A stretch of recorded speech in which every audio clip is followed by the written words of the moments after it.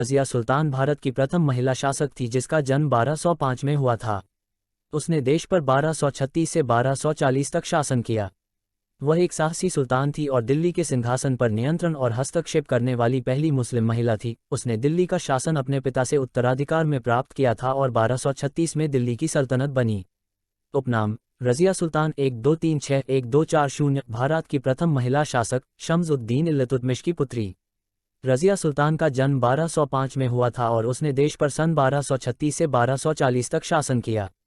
रज़िया सुल्तान दिल्ली के सिंहासन में हस्तक्षेप करने वाली पहली मुस्लिम महिला थी। उसने दिल्ली का शासन अपने पिता से उत्तराधिकार में प्राप्त किया था और 1236 में दिल्ली की सल्तनत बनी। रज़िया सुल्तान बहुत ही बुद्धिमान, एक श्रेष्ठ प्रशासक और अपने पिता की तरह एक बहादुर योद्धा थी। इस तथ्य के बावजूद कि उसका प्रशासन मात्र 3 वर्षों के लिए था, इतिहास के पन्नों में उसके कार्य सुरक्षित हो चुके हैं। दिल्ली में रज़िया सुल्तान का मकबरा उन सभी स्थलों में से एक है जो इस बहादुर महिला की स्मृतियों का स्मरण कराते हैं। वह पुरुषों की तरह सुसज्जित होकर खुले दरबार में बैठती थी।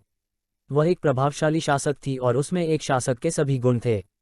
बचपन और किशोरावस्था में गृहिणी समूह की महिलाओं से रज़िया का संपर्क बहुत कम था, इसलिए वह मुस्लिम समुदाय की स्त्रियों के मूल व्यवहार को नहीं सीख पाए। वास्तव में सुल्तान बनने से पूर्व वह अपने पिता के प्रशासन के नियमों की तरफ आकर्षित थी। एक सुल्तान की भांति रज़िया ने अंगरखा और राजमुकुट पहना और जब वह एक हाथी पर सवार होकर युद्ध में भाग लेती थी तो रीति रिवाजों के विपरीत वह अपने चेहरे को खुला रखती थी।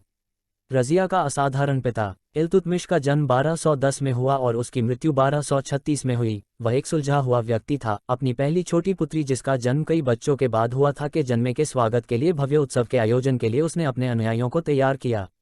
उसको शिक्षित करने में उसने व्यक्तिगत रुचि ली और जब वह मात्र 13 साल की थी सिर्फ अपने पिता के द्वारा दी गई शिक्षा की वजह से रज़िया एक कुशल धनुर्धर और घुड़सवार के रूप में जानी गई और वह अक्सर ही अपने पिता के साथ उसके सैन्य उपक्रमों में जाया करती थी। जब एक बार इल्तुतमिश ग्वालियर के हमले में शामिल था, उसने दिल्ली को रज़िया को सौंप दिया था और वापस आने पर वह रज़िया के प्रदर्शन से बहुत आश्चर्यचकित था, इसलिए उसने रज़िया को अपने उत्तराधिकारी के रूप में चुना। अपनी पुत्री के लिए इल्तुतमिश की अभिव्यक्तियां: मेरी यह छोटी पुत्री कई पुत्रों से श्रेष्ठ है। पिता की मृत्यु के पश्चात इल्तुतमिश के बच्चों में से एक रुकनुद्दीन फिरोज राजकाज में सम्मिलित था। वह लगभग 7 महीनों से दिल्ली की देखभाल कर रहा था। 1236 में रज़िया सुल्तान ने दिल्ली के निवासियों की मदद से अपने भाई को पूर्णतया पराजित कर दिया और शासक बन गई। उस समय जब रज़िया सुल्तान ने सिंहासन संभाला, सारी परिस्थितियां पहले की तरह हो गई। राज्य के वजीर निज़ाम अल मुल्क जुनैदी ने वफादारी करने से इनकार कर दिया और उसने कई अन्य लोगों के साथ मिलकर सुल्तान रज़िया के खिलाफ कुछ समय के लिए युद्ध की घोषणा कर दी।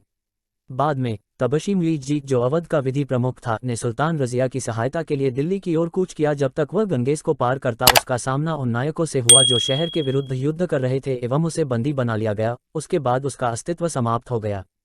रज़िया सुल्तान के कार्य: एक समझदार शासक होते हुए रज़िया सुल्तान ने अपने अधिकार क्षेत्र प्रांत में विधि और पूर्ण शांति स्थापित की, जिसमें प्रत्येक व्यक्ति उसके द्वारा स्थापित किए गए नियमों और विनियमों का पालन करता था। उसने राष्ट्र के आधार का विस्तार करने का प्रयास किया, जिसके लिए उसने लेन देन विनिमय को बढ़ावा दिया, गलियों का निर्माण एवं कुओं की खुदाई इत्यादि का कार्य करवाए। इसके अतिरिक्त उसने खोज कार्यों के लिए विद्यालयों, संस्थाओं व स्थलों का निर्माण कराया और पुस्तकालय खुलवाए, जिससे शोधकर्ताओं को कुरान और मोहम्मद की नीतियों पर कार्य को बढ़ावा दिया। हिंदुओं ने विज्ञान, विचार, अंतरिक्ष विज्ञान और रचना में वांछित योगदान दिया, जिसे विद्यालयों और कॉलेजों में ध्यान केंद्रित किया गया था। यहाँ तक कि उसने शिल्पकारिता और संस्कृति के क्षेत्र में भी योगदान दिया और विद्वानों, चित्रकारों और शिल्पकारों का समर्थन किया। रज़िया का पतन: रज़िया को जमाल उद-दीन याकूत के प्रति एक तरफा प्यार ने बहुत नुकसान पहुंचाया। उसके अंत का कारण असंतोषजनक प्रेम था।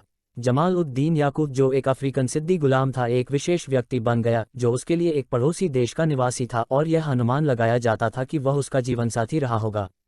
भटिंडा का प्रशासनिक प्रमुख मालिक इख्तियार उद अल्तुनिया रज़िया के इस रिश्ते के खिलाफ था। कहानी ये थी कि अल्तुनिया और रज़िया युवा साथी थे। वे जैसे जैसे साथ साथ बड़े हुए, वह रज़िया पर बुरी तरह से मंत्रमुग्ध होने लगा था और उसका बागवत करना मूल रूप से रज़िया को वापस पाने की एक तकनीकी थी। तबाही तेजी से फैल गई। याकूत का कत्ल कर दिया गया और अल्तुनिया ने रज़िया को रख लिया। जब वह भटिंडा के तुर्किश राज्यपाल के प्रतिरोध को नियंत्रित करने की कोशिश कर रही थी, उसके दुर्भाग्यपूर्ण अभाव का लाभ उठाया उसे दिल्ली के शासन से अपदस्थ कर दिया। उसका भाई बहराम मनोनीत किया गया। अपनी कीर्ति की रक्षा के लिए रज़िया ने समझदारीपूर्वक भटिंडा के प्रशासनिक प्रमुख अल्तुनिया से विवाह करने का निश्चय किया और अपने साथी के साथ दिल्ली की तरफ चल दी। 13 अक्टूबर 1240 को वह बहराम से पराजित हुई और अगले ही दिन अभागे जोड़े का कत्ल कर दिया गया। तो चलिए दोस्तों, वीडियो को करते हैं एंड मिलते हैं ऐसी ही जानकारी से भरी अगली वीडियो में। तब तक के लिए धन्यवाद। आपका दिन शुभ हो।